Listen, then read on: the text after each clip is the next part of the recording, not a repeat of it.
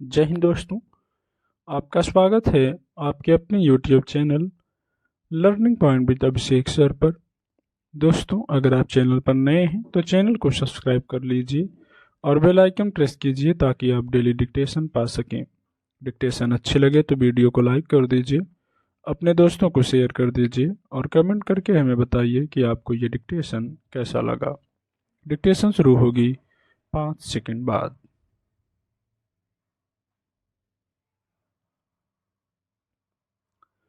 जीवन की रेलगाड़ी इतनी तेज भागती है कि हम खिड़की से बाहर दिखते दृश्यों को देखने में अति व्यस्त रहते हैं। इसे व्यस्त रहना कहना भी ठीक नहीं होगा। इसे किसी मेले की चहल पहल में खो जाना कहना उचित होगा। बाहर दिखते दृश्य मन के तंतु से जुड़े होते हैं। हम जो सोचना चाहते हैं वह नहीं सोचते। जो हमारा वातावरण हमें सोचने पर मजबूर कर देता है हम वह सोचते हैं। जैसे कि मन किसी एक अदृश्य डोर के जरिए किन्हीं अज्ञात शक्तियों के हाथ पतंग बना उड़ रहा हो। लगता है ये उड़ान अपनी है, पर जो चाहे ढील दे दे, जो चाहे डोर खींच ले। कोई आया और भली बुरी बात कह गया, हम बैठ गए परत दर परत उधेड़ने। या तो सोचने लगे कि उसने ऐसा क्यों कहा, या पछताने लगे कि उसे ये जवाब क्यों ना दिया। कोई आया प्रेम प्रकट कर गया, हम खो गए ऑक्सीटोसिन प्रेम हार्मोन की एक खुराक लेकर। जैसे लगता है कि कोई सुखद लोक में ले जाने वाली दवा हो। बैंक से संदेश आया कि आपकी महीने की किस्त बाकी है। हम सोचने लगे महीने के खर्चों को व्यवस्थित करने में। उसे व्यवस्थित करने में कोई बुराई नहीं है, पर जो मन अस्त व्यस्त हो चला उसका क्या। सोशल मीडिया पर जिससे कोई मतलब नहीं वह बिना संदर्भ के भी कोई बात लिख रहा है और हमारा खून खौल रहा है। हमारे आसपास के लोगों के द्वारा पीछे की गई चुगलियां खमीर की तरह मन में फूल रही हैं।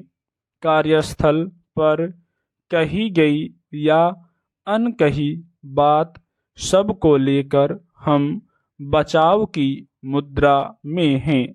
मन में चल रहा है कि जाने अगला क्या सोच रहा होगा। मन हमारा, मन का हर सुख हमारा, पर लगाम दूसरों के हाथों में। ऐसा क्यों? हम घर सजाते हैं, शरीर सजाते हैं, जीवन भी कुछ हद तक सजाने की कोशिश करते हैं, बस नहीं सजा पाते तो अपना मन। सब कुछ वहाँ अस्त व्यस्त पड़ा है। क्यों नहीं मन की अलमारी में सभी विचारों को व्यवस्थित तरीके से अलग अलग खानों में रख पाते? क्यों दूसरों को अधिकार है कि वे आकर हमारे मन की अलमारी को उलट पुलट जाएं? जो यादें बेकार की हैं, जो केवल जगह घेरे बैठी हैं, उन्हें निकाल कर फेंक क्यों नहीं देते?